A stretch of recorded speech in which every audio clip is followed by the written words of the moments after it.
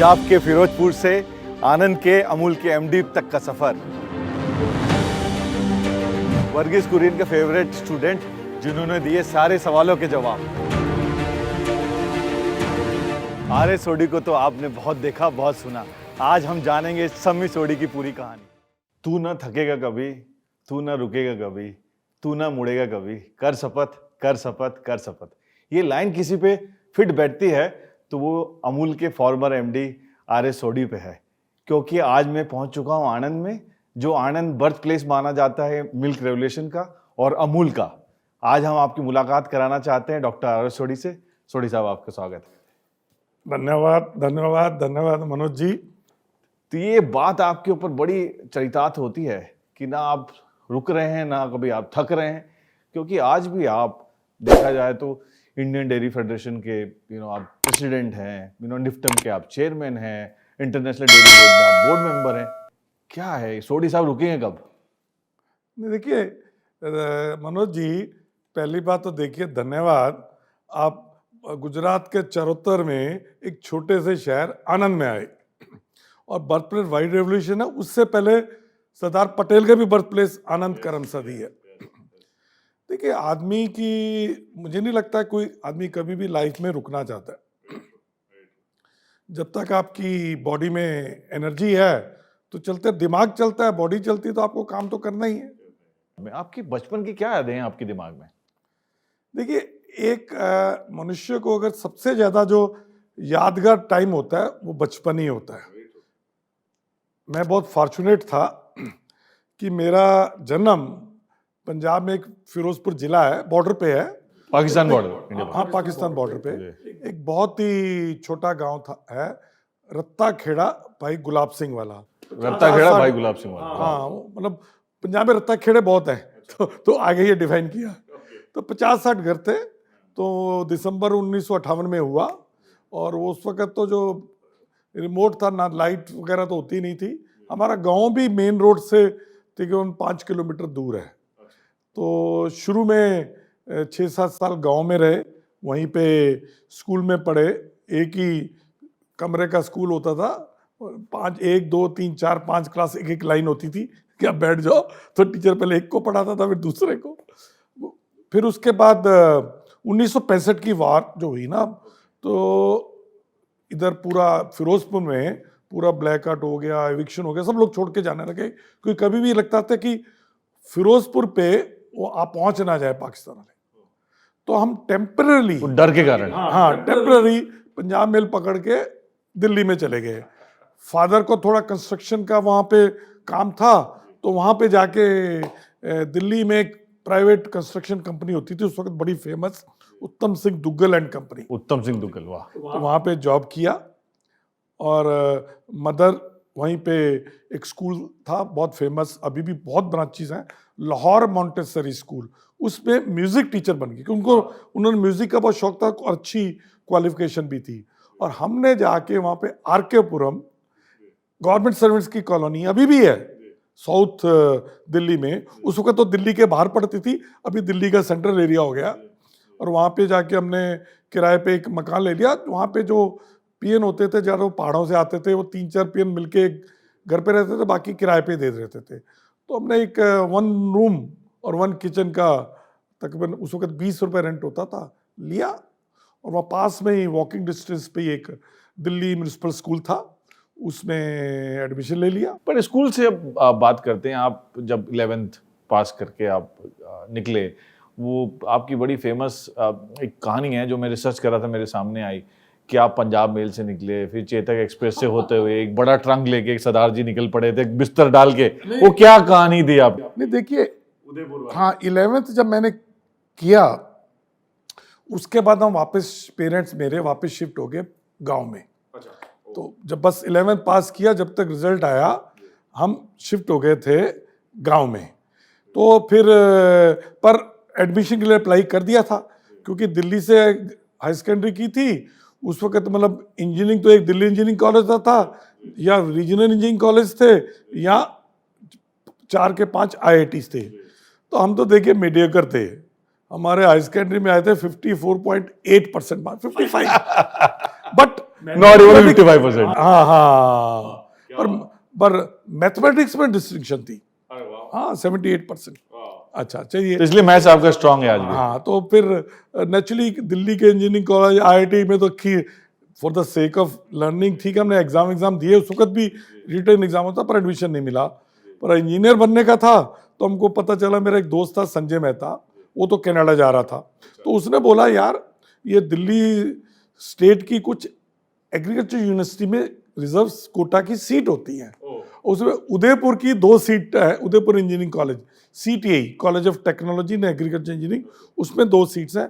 हमने अप्लाई किया दिल्ली की स्टेट में ऑफिस में, और फॉर्चुनेटली हम 2 मतलब और लोग होंगे नहीं, एडमिशन मिल गया। तो जब एडमिशन में हम गांव में रहते थे, तो फिर उस वक्त जब जाने का था तो पेरेंट्स तो देखिए उस वक्त तो बच्चों पे मतलब आज जैसे हम बच्चों की केयर करते हो, उन्होंने एक बड़ा सा ट्रंक था जो सब कपड़े गर्मी के सर्दी के जो भी सब डाल हाँ दिया। सब लेके, और एक बिस्तरा अलग, और मुझे गांव में जो 5 किलोमीटर दूर है बस पे चढ़ा दिया।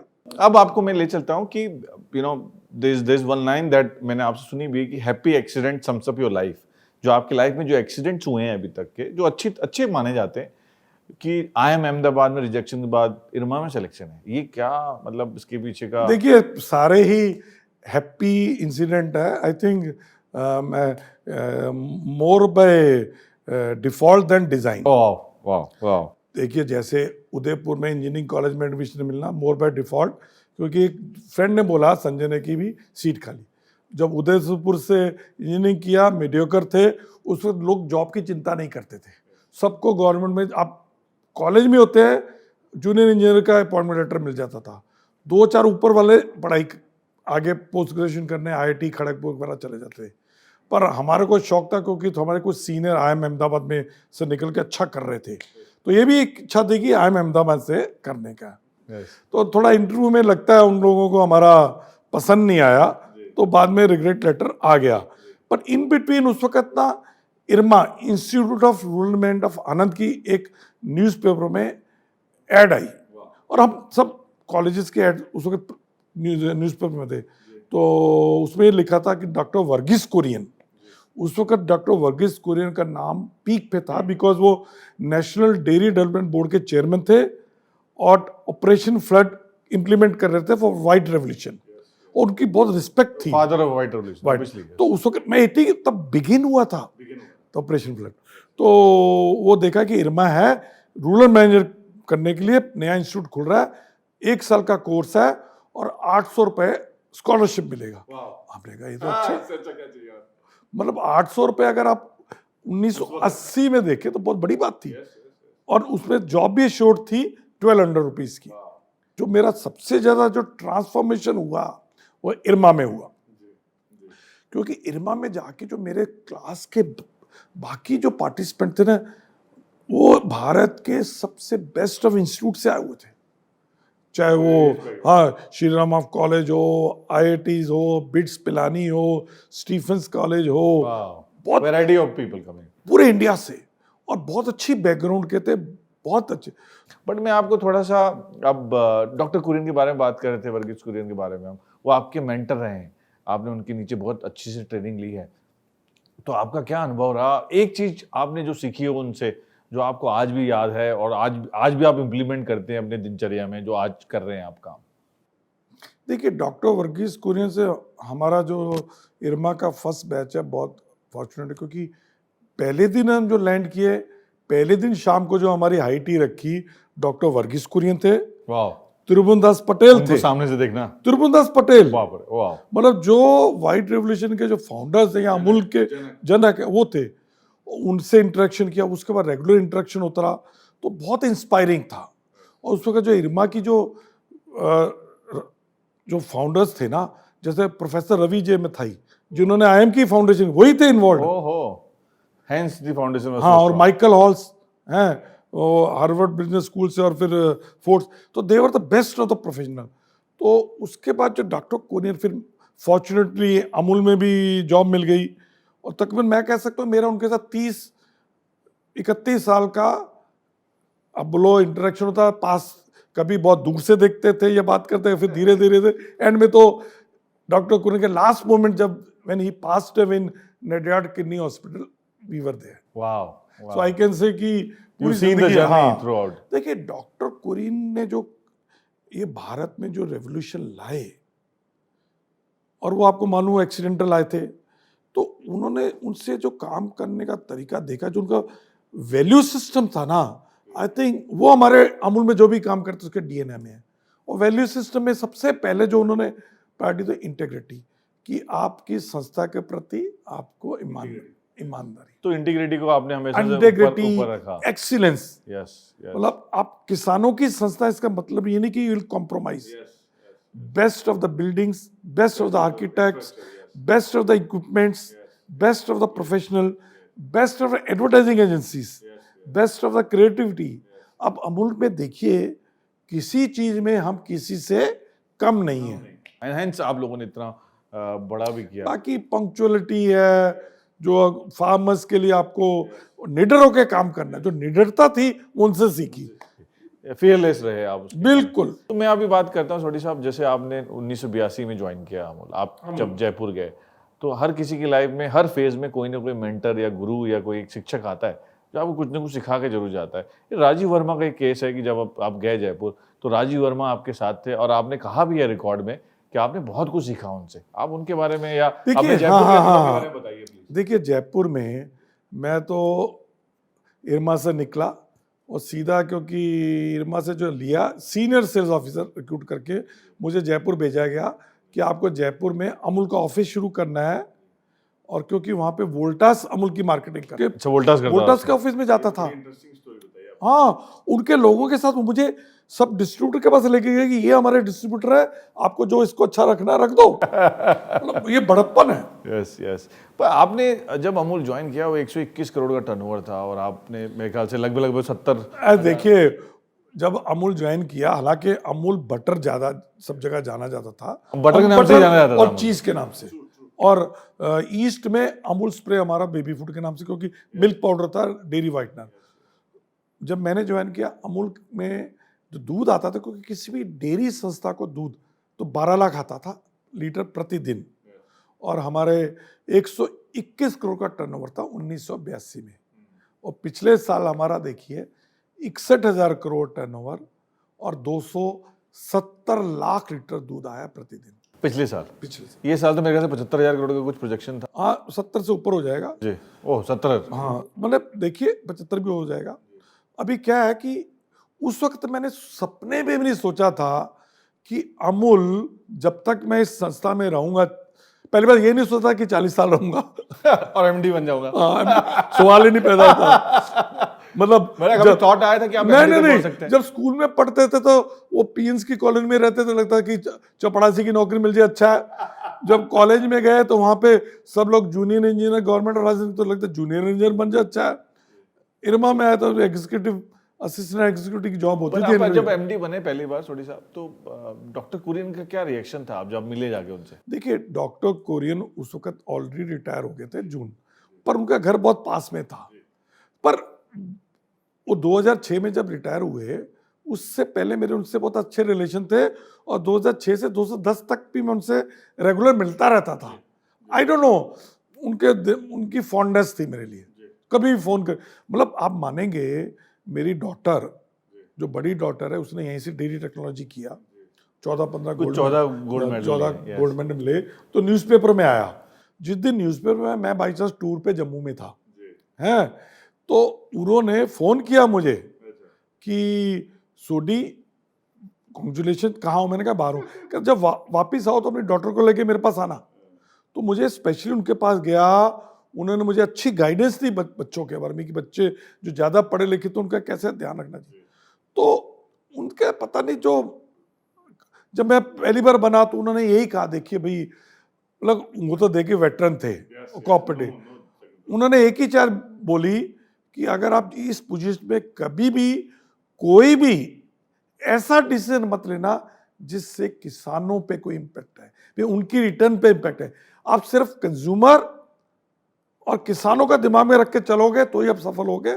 बाकी आप कोऑपरेटिव में काम करते हो, बहुत प्रेशर आएंगे, बहुत हो गया, पर आपको डरना नहीं है, फियरलेस रहना है। बिल्कुल।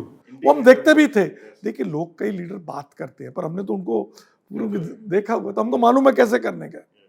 पर थोड़ी सी आप बताइए, आपका एमडी तक का सफर ठीक है, बट जब आप काम कर रहे थे अमूल में, आई एम श्योर आपको बहुत जगह से ऑफर आ रहे होंगे कि एक ये भी है कि एचयूएल से ऑफर आया है, नाइजीरिया से आया, अब जब 5 साल हुए आपके, आप छोड़ के नहीं गए कभी भी? इसके पीछे रीजन क्या है? हाँ, इतना लंबा सफर? नहीं ऐसा नहीं। जब ज्वाइन किया था हमारा 3 साल का बॉन्ड था। अच्छा, क्योंकि स्कॉलरशिप मिला था ना, तो भाई अमूल में 3 साल तक काम करना है। तो हमने ये सोच लिया था कि 3 साल काम करके जाएंगे। अच्छा, हाँ बिल्कुल। तो 3 साल शादी हो गई, फिर हम आ गए इधर, अहमदाबाद ब्रांच का मैनेजर बन गए। तो और उस वक्त अमूल की सैलरी पैथेटिक थी। 1450 रुपये मिलते थे? हाँ 1450। हाँ 1982 में जब स्टार्ट किया, मतलब गवर्नमेंट से भी कम, प्राइवेट सेक्टर से तो 1/3 1/4। तो naturally salary use to be अब पैसे बहुत मिलते हैं। और हमारे साथ के जो मेरे साथ 6 लोगों ने ज्वाइन करके छोड़ रहे थे, सिर्फ 2 ही लोग बात देर तक टिके रहे। तो फिर नेचुरली अप्लाई करना शुरू करते हैं। तो कभी फॉरेन की जॉब कर, नाइजीरिया में अप्लाई किया, मिल गया। अभी वो बहुत बड़ी कंपनियां, लीवर्स में अप्लाई किया, उस वक्त लिप्टन नाम से था, और तो लीवर्स फिर मर्ज होके लीवर्स हो गया था। जॉब मिली, पर हमारी बैकग्राउंड, अमूल बोलिए जो भी बोले, उन्होंने एक ग्रेड कम बोला। फिर पर अच्छी सैलरी 3 गुना थी। तो मैंने अपनी वाइफ से बोला कि अच्छी जॉब है, पर भारत में कहीं भी हो सकती है। तो वही, पर उस वक्त मैं अहमदाबाद का ब्रांच मैनेजर था, बहुत बड़ी रिस्पॉन्सिबिलिटी, पूरी स्टेट हैंडल कर। तो उस वक्त हमने सोचा, मेरी वाइफ ने यही कि बोला आप यहाँ खुश हो? मैंने कहा हाँ, और जो काम यहाँ कर रहा हूँ वहाँ नहीं मिलेगा। तो बहुत सेटिस्फेक्शन है। हमने चलो रहे, यहीं रहे। उसके बाद ऑफर्स तो ठीक आते रहे, कई बार ट्राई भी करते रहे, पर समो अब बोलिए हिम्मत नहीं हुई या जरूरत नहीं महसूस हुई। पर रिग्रेट होता है आपको नहीं, नॉट कि आप 40 सालों में निकल सकते थे और कहीं जा सकते थे, और भी, हालांकि आप पिनाकल पे पहुंचे? नहीं, अगर मैं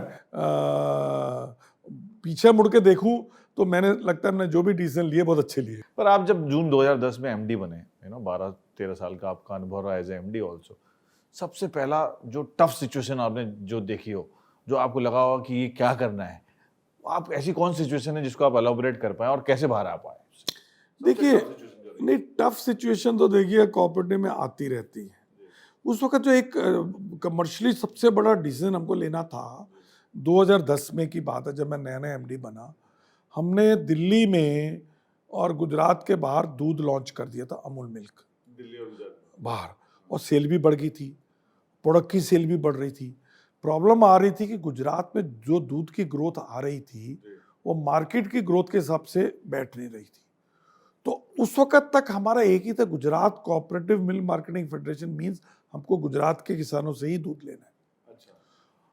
अभी ये टफ क्वेश्चन था कि या तो फोरगो कराएं डिमांड को, तो उस वक्त दूसरे कॉम्पिटिटर भी घुस गए थे, ब्रिटानिया वगैरह भी दूध में आ गया था, उन्हें सब जगह लॉन्च कर दिया था, या फिर हम अपना गुजरात के बाहर दूध प्रोक्योरमेंट शुरू करें। तो बोर्ड को कन्विंस करना पूरा, क्योंकि हमारी गुजरात के अंदर कोऑपरेटिव सोसाइटी रजिस्टर्ड है, वो था कि जाए क्या ना जाए। तो दैट वाज द बिगेस्ट और tougher decision, but that was also game changer. आज अगर देखिए, शो का नाम है गेम चेंजर। हाँ आपके शो का नाम है। तो आज अगर देखिए 270 लाख लीटर दूध हमारा पिछले साल रहा, उसमें 55 लाख लीटर गुजरात के बाहर से है। इमेजिन कीजिए हम गुजरात के बाहर नहीं गए होते तो क्या आज इतना बड़ा जाइंट नहीं होता। 2 चीजें जो स्पेसिफिकली आपके बारे में बात करते हैं लोग, कि जिस तरीके से आपने जो अपने सुपर डिस्ट्रीब्यूटर्स को कनेक्ट किया कि भाई आपको रूरल एरिया तक भी पहुंचना है। दूसरा, आपने जो बंगाल हो गया, महाराष्ट्र हो गया, राजस्थान हो गया, यूपी हो गया, इनकी जो कोऑपरेटिव्स को मिलाया आपने आनंद के साथ, वो आपको इसके लिए लोग जाना जाते हैं कि आप क्या इसमें एफर्ट्स मारने पड़े आपको? हमने देखा कि अगर बिजनेस बढ़ाना है, स्पेशली दूध में, खाली ये नहीं है कि आपने मार्केट बढ़ानी है तो दूध रॉ मटेरियल मिल जाएगा, आपको पूरा इकोसिस्टम। तो उसको हमने 3 स्ट्रेटजी बोलते हैं हम। First is expansion in milk procurement. तो हमने गुजरात के बाहर महाराष्ट्र, वेस्ट बंगाल, पंजाब, हरियाणा, राजस्थान, सब जगह मिल्क प्रोक्योरमेंट शुरू किया, बट किसानों से डायरेक्ट अमूल मॉडल फॉलो करके। दूसरा एक्सपेंशन था, सेकंड ही था एक्सपेंशन इन मिल्क प्रोसेसिंग। तो गुजरात के बाहर प्लांट लगाने, देखिए दूध बेचना है, फ्रेश प्रोडक्ट बेचना आप गुजरात से नहीं बेच सकते। तो चाहे बंगाल हो, दिल्ली में हमने 4 बड़े प्रोसेसिंग प्लांट डाले, बॉम्बे में 4 डाले, कलकत्ता में, नागपुर में, कानपुर, लखनऊ, सभी जगह, क्योंकि विद इन 3-4 आवर्स आपको मार्केट में पहुंचना। तो expansion in milk processing. Third is very important, expansion in distribution, है जी। एक्सपेंशन इन प्लेस मतलब डिस्ट्रीब्यूशन। उसमें हमने क्या किया कि हमने कहा कि आजकल देखिए दूध के प्रोडक्ट खाली शहरों में, अर्बन में नहीं चाहिए, गांव में भी चाहिए। तो हमने डिसाइड किया कि 20,000 का भी कोई छोटा से छोटा शहर होगा, कस्बा होगा, वहाँ डिस्ट्रीब्यूटर होगा। पहले वहाँ पहुँचे, फिर 20 से 10,000 पे पहुँचे, और अभी 5,000। क्योंकि देखिए ये है कि जो विजिबल है और जो अवेलेबल है वही बिकता है कंज्यूमर प्रोडक्ट में, और ये मास प्रोडक्ट्स हैं।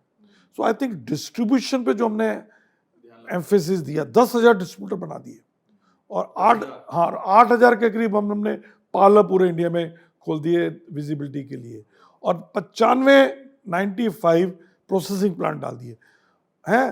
तो ये जो 3 स्ट्रेटजी थी, उसका आज हमको बहुत अच्छा ग्रोथ मिला।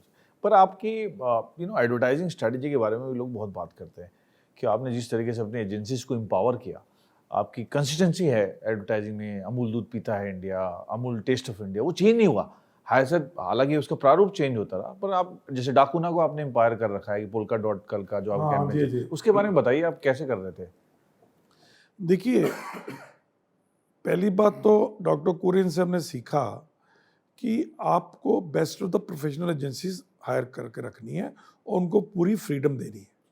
अब देखिए, आप जिस अटरली बटरली डिलीशियस अमूल बटरगर्ल की कैंपेन की बात कर रहे हैं, जो टॉप ऑफ द माइंड रहती है, मैं कहीं भी जाऊंगा अभी भी लोग उसी से याद करते हैं। पर आप मानेंगे, वो कैंपेन के लिए हम कोई ब्रीफ नहीं देते, ना कोई अप्रूवल देते हैं। वो खुद ही कंसीव करते हैं, खुद ही बनाते हैं, खुद ही लगा देते हैं सोशल मीडिया पे या जहाँ पे भी लगाना हो, या होर्डिंग में। हम तभी देखते थे जब आप देखते हैं। ओह, पर इसके पीछे कंट्रोवर्सी भी बहुत हुई, आपने कैसे मैनेज किया? कभी पॉलिटिकल सटायर आए तो लोगों ने बहुत अटैक किया अमूल को भी, ऐसे बहुत सारी चीजें हुई। कंट्रोवर्सी हुई क्योंकि वो तो जो बटर गर्ल है वो किसी भी विटी कर देगी। तो कई बार लोग माइंड करते हैं, चिल्लाते हैं, बोलते हैं, पर आज तक लेट मी टेल यू, एक भी कोई लीगल केस नहीं हुआ।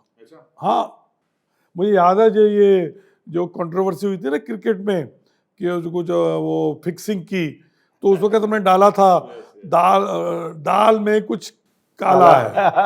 तो हमको वहाँ के जो BCIs के, तो उन्होंने कुछ नोटिस उसे भेजा, तो अगले दिन हमारी एजेंसी ने डाल दिया टॉपिकल, दाल में वाकई कुछ काला है। अभी वो सीरीज आ रही है, मैंने देखा वो नेटफ्लिक्स पे आई हुई है दोबारा से। बट ये एक चीज बहुत बड़ी बात है कि आपने जिस तरीके से एम्पावर किया लोगों को, और खासकर जब कोविड की बात करते हैं, जब कोविड आया, आज भी मुझे याद है, I think the first person I spoke in the industry was you, क्योंकि आप ही थे कि जो लोगों से बात कर रहे थे, इवन एडवर्टाइजिंग में, न्यूज़ चैनल्स हो या कहीं भी हो, आप पहले आदमी थे जिन्होंने एडवर्टाइज करना भी चालू कर दिया। आपकी स्ट्रैटेजी बहुत क्लियर थी, आप खुद कैमरे में आए, लोगों को बोला कि डरो मत, पैनिक बाइंग मत करो, वी आर देयर। उस समय आपने कैसे इंश्योर किया कि सप्लाई चेन भी पहली बात हो गई कि 24 मार्च को जो ऑनरेबल प्राइम मिनिस्टर ने डिक्लेयर किया कि लॉकडाउन होगा, पर उन्होंने ये भी डिक्लेयर किया कि भी एसेंशियल आइटम फूड को नहीं, बाकी लॉकडाउन में कोई बाहर नहीं निकल सकता। पर उस वक्त पैनिक बाइंग शुरू होगी। मेरी वाइफ ने भी बोला, अरे लॉकडाउन हो गया, सब दूध दही अपने घर में भी हो रहा है, हाँ, अब जाके लेके आओ। तो मैं जब खरीदने गया, देखा मुझे वहाँ पे सिर्फ 100 ग्राम बटर के 2 पैकेट, और एक जो अमूल बटर छाछ होती है उसके भी 2 छोटे पैकेट मिले, बाकी सब कुछ खत्म था और इतनी भीड़ थी। तो मैंने जब पूछा, कहते सब लोग भीड़ आगे ले गई। तो फिर मैं सीधा घर आया, मैंने कहा जब ये आनंद में ये हाल है तो बाकी इंडिया में क्या हो रहा होगा। तो मैंने अपनी वाइफ को बोला, तुम ये मोबाइल का कैमरा पकड़ो, और मैंने फिर उस पर एक स्टेटमेंट दे दी कि देखिए, मिल्क इज एग्जम्प्टेड। पहली बात तो किसानों को भी एश्योर कराया कि आपका दूध कल सुबह खरीदा जाएगा, कल शाम को भी खरीदा जाएगा, तो आपको डरने की जरूरत, आपकी रोजगारी चलती रहेगी। आप दूध की प्रोक्योरमेंट या पैनिक बाइंग ना करें। नहीं, पैनिक कोई आपका सबसे पहले था गांव में जो किसान है उनको ये डर लगा हमारा दूध का क्या होगा, उनकी तो इनकम है, तो उनको भी इंश्योरेंस किया। दूसरी तरफ हमने कंज्यूमर को बोला कि आप जहां पे भी रहते हैं अमूल या जो भी दूध आता है, दूध दही छाछ सब मिलेगा, आप पैनिक बाइंग मत कीजिए। एक तरह तो हमने ये देखिए कम्युनिकेशन किया कंज्यूमर के साथ। हमने फिर अपने जितने भी हमारे चैनल पार्टनर्स थे, ट्रांसपोर्टर थे, सबके लिए वो जो पासेस निकालने पड़ेंगे वो किया।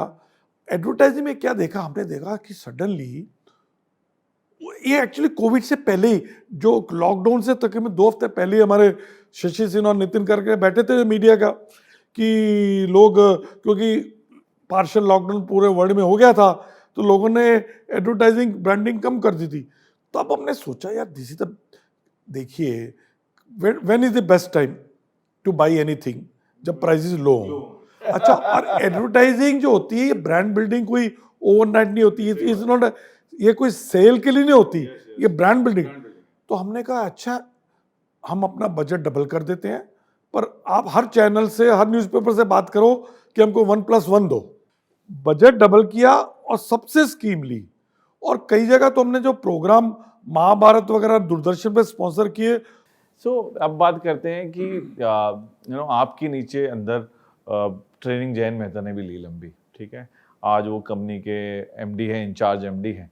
तो आपको क्या लगता है कि अमूल का भविष्य सुरक्षित हाथों में है, क्योंकि Jayant Mehta is known to be brilliant mind in the dairy industry right now. क्या लगता है आपको अब जब देखते हैं?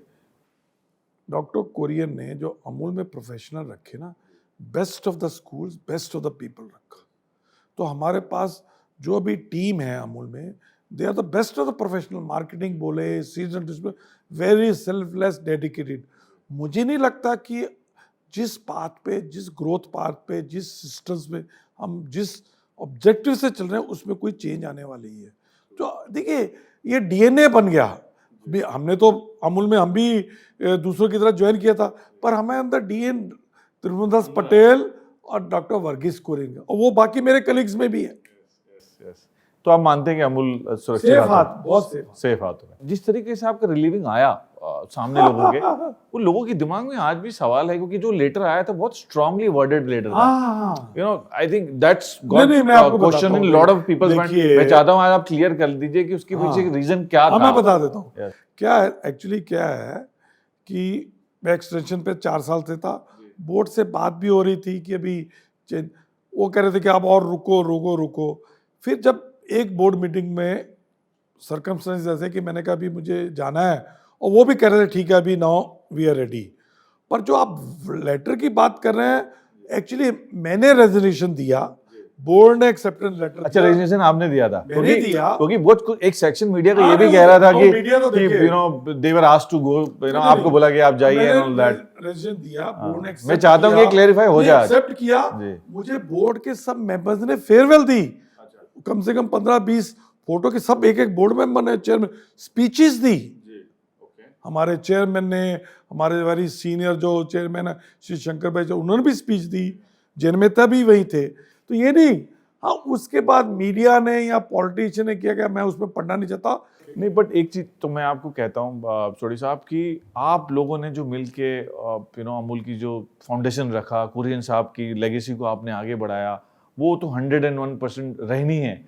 और आपने जिस तरीके से फार्मर्स के इंटरेस्ट के बारे में सोचा, आई थिंक वो एक चीज़ है जो लोग कभी नहीं भूल सकते आपके कंट्रीब्यूशन को। At least public at large will never forget what you done for Amul, irrespective of whatever there in the media, that will always be there. वो तो चलता है मीडिया को। देखिए मीडिया में जब तक कुछ नेगेटिव जूस नहीं मिले तो स्टोरी नहीं बनती, तो उनको तो छोटी सी चीज कुछ होगी उसको बड़ा करेंगे, पर ठीक है वो तो उनका काम है, हमारा अपना काम है, चलता है। अब हम आगे का जो हिस्सा है सोडी साहब के साथ, क्योंकि मैं आनंद में आया हूं, तो हम आनंद लेते हुए थोड़ा बाहर की तरफ निकलते हैं। आइए सोडी साहब, चलिए। पंजाब के फिरोजपुर से आनंद के अमूल के एमडी तक का सफर। वर्गीस कुरियन के फेवरेट स्टूडेंट, जिन्होंने दिए सारे सवालों के जवाब। आर्य सोडी को तो आपने बहुत देखा, बहुत सुना। आज हम जानेंगे सम्मी सोडी की पूरी कहानी। तू ना थकेगा कभी, तू ना रुकेगा कभी, तू ना मुड़ेगा कभी, कर शपथ, कर शपथ, कर शपथ। ये लाइन किसी पे फिट बैठती है तो वो आप लोगों ने जो मिल के अमूल की जो फाउंडेशन रखा, कुरियन साहब की लेगेसी को आपने आगे बढ़ाया, वो तो 101% रहनी है।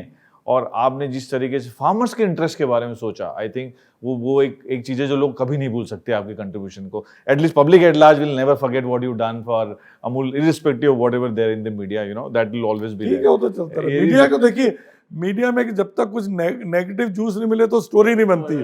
तो उनको तो छोटी सी चीज कुछ होगी उसको बड़ा करेंगे, पर ठीक है, वो तो उनका काम है, हमारा अपना काम है, चलता है। अब हम आगे का जो हिस्सा है सोडी साहब के साथ, क्योंकि मैं आनंद में आया हूँ, तो हम आनंद लेते हुए थोड़ा बाहर की तरफ निकलते हैं। सोडी साहब, आइए सोडी साहब, चलिए चलिए चलिए चलिए।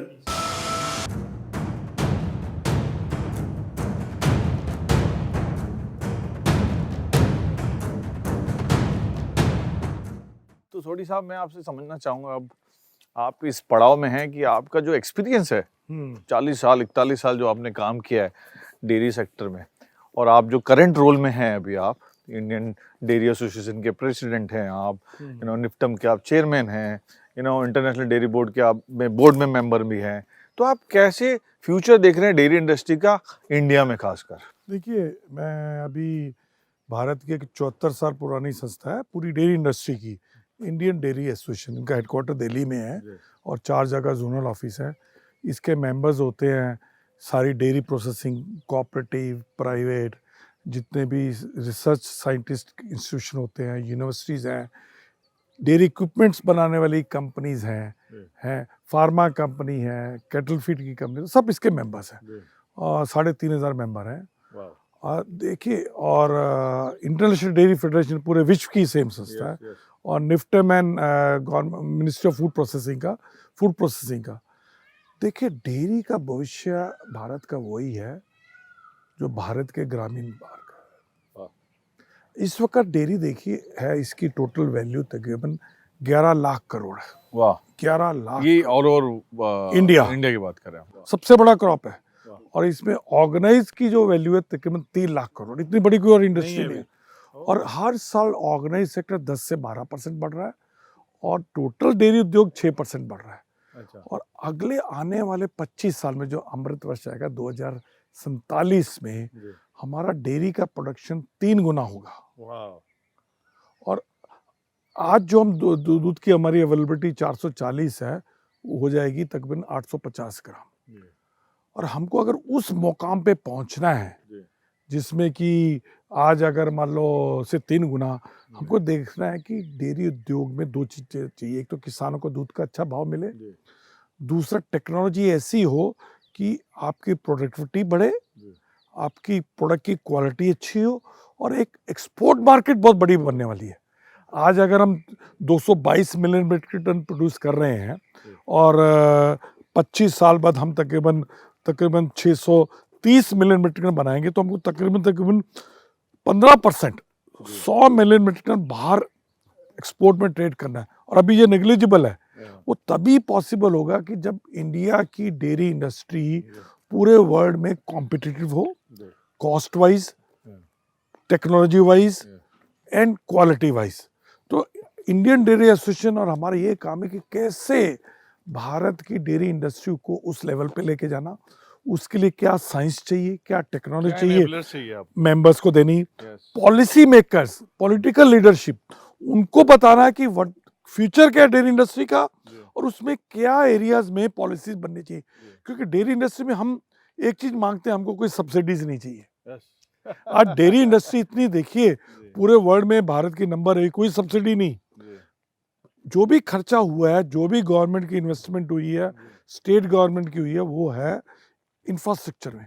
ऑपरेशन फ्लड, वाइड रेवोल्यूशन में क्या हुआ, डेयरी प्रोसेसिंग प्लांट बनाए गए और उनको मार्केट के साथ जोड़ा गया। तो हम ये चाहेंगे कि आने वाले टाइम में इसको आगे बढ़ाने के लिए, चाहे दूध का प्रोडक्शन करने के लिए ब्रीडिंग, कैसी अच्छी ब्रीड बनाया जाए, उसके लिए आर्टिफिशियल इंसेमिनेशन हो, सेक्स सीमन हो, IVF की टेक्नोलॉजी हो, फिर प्रोसेसिंग इक्विपमेंट्स जो बनाने हैं उसके लिए क्या, अभी जो भी छोटा मोटा इंपोर्ट्स होता है वो भी बंद हो। तीसरा सबसे बड़ी प्रॉब्लम है हमारे यहाँ अभी भी क्वालिटी की, लोगों का विश्वास। तो उसको क्वालिटी को कैसे गांव के लेवल तक लेके जाना, कैसे टेस्टिंग इक्विपमेंट्स अफोर्डेबल बनाना, ताकि गांव के लेवल पे चेक हो। तो हमको डेयरी की जो as a super food, as a complete food image बनानी है, उस क्वालिटी को मेंटेन करना है कि विश्व में कॉम्पीट कर सके। हमारे को साइंटिस्ट और रिसर्च करवानी उस एरिया में, और बेस्ट टेक्नोलॉजी और best breeding and feeding practice पैदा कर, ये हमारा रहेगा। तो थोड़ी सा ये जो इंडियन डेयरी एसोसिएशन अपना काम कर रही है, बहुत अच्छा कर रही है और आप इसके चेयरमैन हैं, बट इसमें एक कंपटीशन की जब बात कर रहे हैं, अब न्यूजीलैंड हो गया, ऑस्ट्रेलिया हो गया, ये भी आइंग कर रहे हैं अभी इंडिया में घुसने की, क्या थॉट से सोच रहे हैं ये भी? देखिए, उनके लिए यूरोप बोलिए, न्यूजीलैंड, ऑस्ट्रेलिया, यूएसए बोलिए, वो तो अपने तरीके से बहुत लॉजिकल है, जेन्युइन है, क्योंकि भारत इस वक्त विश्व की सबसे बड़ी मिल्क प्रोड्यूसिंग कंट्री नहीं, वर्ल्ड की सबसे बड़ी मार्केट है डेयरी प्रोडक्ट्स की। अभी नहीं मार्केट, फ्यूचर के हिसाब से सबसे फास्टेस्ट ग्रोथ वाली, प्रगति वाली मार्केट भारत है। हाँ, वाह, इसलिए hence everyone wants to get to in. आज अगर आप डेयरी उद्योग में किसी भी कंट्री में है, आपकी मार्केट सैचुरेट हो रखी है, ग्रोथ आ नहीं रही, एजिंग हो गई है, लोग खपत कम है, आप कहाँ इन्वेस्ट हमारी इकोनॉमिक कंजम्पशन वाली हाँ, इकोनॉमी है। ओके। तो अब क्योंकि यहाँ पे अभी भी जो लोगों का डेयरी के प्रति 50% लोग वेजिटेरियन होते हैं, तो डेयरी की तरफ झुकाव ज्यादा है। तो हर आदमी चाहता है कि भारत में आए। तो हम तो बल्कि हम इंडियन डेयरी एसोसिएशन चाहेगी कि कैसे ज्यादा फॉरेन इन्वेस्टमेंट, और इवन इंडिया के जो कॉर्पोरेट हाउसेज हैं, उनको कैसे डेयरी के भविष्य के बारे में जागरूक कराएं, उनको बताएं कि आप ऐसी जगह पे, ऐसे एरिया में इन्वेस्ट करने से पहले डेयरी में करो। अच्छा, डेयरी में इन्वेस्टमेंट करने का एक और फायदा है, आपका बिजनेस तो बढ़ ही रहा है, पर आपको लाखों करोड़ों लोगों की जो गांव में भारतीय रहते हैं, उनकी दुआएं और ब्लेसिंग मिलने वाली है, क्योंकि आप उनको रोजगार दे रहे हो, लाइवलीहुड दे रहे हो। तो इसमें भारत की, इंडिया की तरक्की तो हो रही है, जो ग्रामीण भारत की तरक्की भी होगी, और हमारे को जो फूड सिक्योरिटी वाइज भी हम सिक्योर रहेंगे। छोटी साहब, जैसे अभी हम बात कर रहे थे, तो इंडिया में भी अगर हम देखते हैं, अगर जगह जगह जाएं, मैं भी खुद ट्रैवल करता हूँ, हर पॉकेट में कोई ना कोई रीजनल ब्रांड है। आप यूपी, दिल्ली वगैरह की बात कर ले, वहाँ मदर डेयरी, अमूल के अलावा और भी बहुत सारे ब्रांड्स हैं जो फ्लरिश हो रहे हैं। तो इनका भविष्य क्या देखते हैं आप कि ये ब्रांड्स भी रहेंगे इंडिया में भी? सभी का भविष्य बहुत स्वर्णिम है। देखिए, अमूल इस वक्त भारत का नंबर 1 डेयरी ब्रांड है, या फूड या एफएमसीजी है, सबसे बड़ी कंपनी है भारतवर्ष में अगर जाए। पर अगर आप कर्नाटका में जाए ना, तो नंदिनी डेयरी ब्रांड नंबर 1 है। आप पंजाब में जाएंगे तो वेरका है, बिहार में जाएंगे तो सुधा है, राजस्थान में जाएंगे तो सरस है। तो जितने जो लोकल कोऑपरेटिव्स है ना, वो नंबर 1 ब्रांड है अपने अपने रीजन में। सो ये जो आप बोल रहे हैं, ये सबके लिए जगह है, तो फ्लोरिश तो रहेंगे ही रहेंगे। ऐसे प्राइवेट ब्रांड्स भी है। आप तमिलनाडु में जाएंगे तो हेडसन है, वो वहाँ पे अच्छा चल रहा है। यूपी में देखता हूँ नमस्ते इंडिया है, नमस्ते घड़ी वालों का अपना। तो देखिए, सब ग्रो कर रहे हैं, क्योंकि मैंने आप बोला market is shifting from unbranded, unorganised to organised side. तो यही ऐसा है जिसमें अब वो 2 या 3 या 4 ब्रांड की थ्योरी नहीं चलेगी। ठीक है, हाँ, वैल्यू एडेड प्रोडक्ट या चीज है, या उसमें ठीक है 2, 3, 4 ब्रांड जो नेशनल लेवल पे होंगे, पर अभी भी नेशनल लेवल पे एक ही ब्रांड है, अमूल। कोई और डेयरी में नेशनल ब्रांड नहीं है। No parallel to about what Amul is today. But छोटी सा मैं आपसे ये भी जानना चाहूंगा कि जो आपके जैसे मैं पहले भी कह रहा था, जो आपको 40 साल का अनुभव है, ये हम अदर देन जो आपका करंट रोल है, क्योंकि ऐसे बहुत सारे मैं प्रोफेशनल से मिलता हूँ, जो लोगों से मैं बातें करता हूँ, तो आज भी लोगों के मन में एक संशय है कि मैं एक ऐसी कोऑपरेटिव संस्था में जाके ज्वाइन क्यों करूँ। हालांकि आपने जब अपने 40 वर्षों में, जब आप 12 साल आपने निकाला अमूल में, आपने उसको बहुत प्रोफेशनल तरीके से चलाने की कोशिश करी, चाहे वो पे स्केल की बात करें या कुछ भी बात करें। तो आप क्या उनको मैसेज देंगे प्रोफेशनल्स को कि डेयरी इंडस्ट्री में वो भी आके ज्वाइन करो और कंट्रीब्यूट करें? देखिए, आज ए प्रोफेशनल आपको अगर अपना अगला 20, 30, 40 साल का जो प्रोफेशनल करियर को ये सोचना है कि इसमें कभी डिक्लाइन आए, डिमांड, वो कौन सा करियर है, कौन सी लाइन है, मैं आपको बताता हूँ। एक लाइन ऐसी है जिसमें कभी भी डिक्लाइन या वो है फूड, और फूड में डेयरी। क्योंकि जब तक हमारे पेट है, फूड ज़्यादा पैसा आ रहा है लोगों के पास, तो ज़्यादा ऑर्गेनाइज ब्रांडेड मार्केट की बढ़ेगी। तो डेयरी एक सेक्टर ऐसा है जिसमें फ्यूचर इज ब्राइट। अच्छा, अभी देखिए कि आपको एक ऐसी इंडस्ट्री है जिसमें आप किसानों से भी डील कर रहे हैं, आप टेक्नोलॉजी भी डील कर रहे हैं, आप कंज्यूमर मार्केटिंग भी कर रहे हैं, आप डिजिटल इंटीग्रेशन भी कर रहे हैं। इसमें आप किसी भी लाइन से, जरूरी नहीं कि आपको डेयरी, किसी भी लाइन से आए तो डेयरी टेक्नोलॉजी प्रोफेशन से आप जुड़ सकते हैं।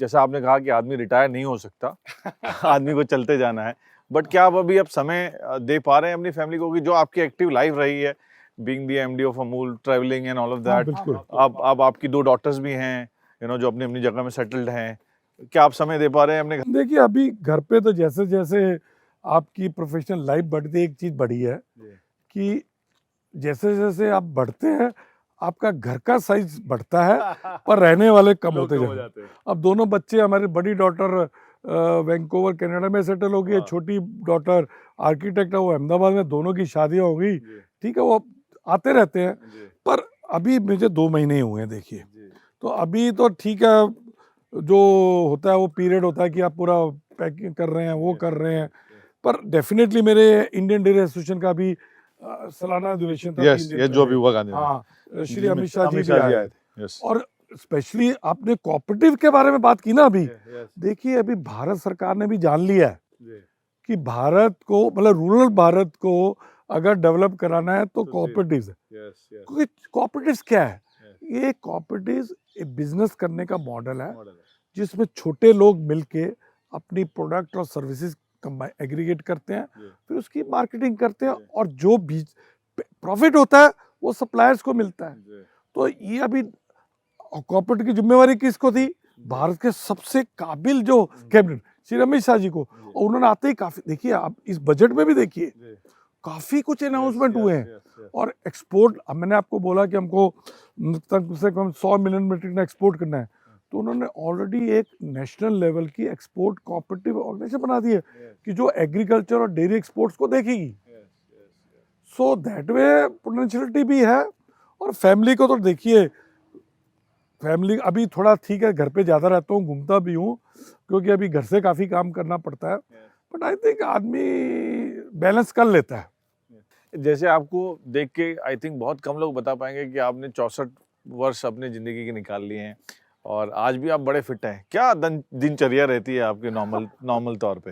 देखिए, दिनचर्या वेरी सिंपल है, कोई मैं जिम विम नहीं जाता हूँ, जी, कोई एक्सरसाइज नहीं करता हूँ। हाँ, अगर सुबह घर पे हो तो आधा घंटा वॉक करना, यस, और शाम को घर हो तो भी आधा घंटा। अभी इतना बढ़िया अभी हमारा ये कैंपस है, जी, इधर ही घूम लेते हैं, जी, और फिर अंदर बाकी खाने में थोड़ा सा खाते सब कुछ है, पर कंट्रोल रहते हैं, पर थोड़ा ये मेरे ख्याल से जीन्स में भी होता जीन्स है। में भी है। Yes, I think and that's also working for you. Sodhi साहब, एक जाते-जाते मैं इस आज की जो हमारी वार्तालाप है, आज का जो हमारा इंटरेक्शन है, उसको मैं यादगार बनाना चाहता हूँ। और आप यादगार 2 ही चीज़ों से बना सकते हैं, या फिर मैं आपके साथ भांगड़ा कर लूँ अभी। जो लोग पहली बार देखेंगे कि यार सोडी और साहब वो के मुझे आता नहीं है, सोडी साहब के साथ भांगड़ा हुआ। हाथ ही पैर हिलाने तो आते हैं। ये कर सकते हैं आप। या फिर मैं आपका एक फेवरेट गाना है, आपके साथ गुनगुनाना चाहता हूँ। अरे यार, ये मतलब मैं भी गाऊँगा आपके साथ, मैं भी नहीं गाता कभी, मेरी भी आवाज़ ऐसी है।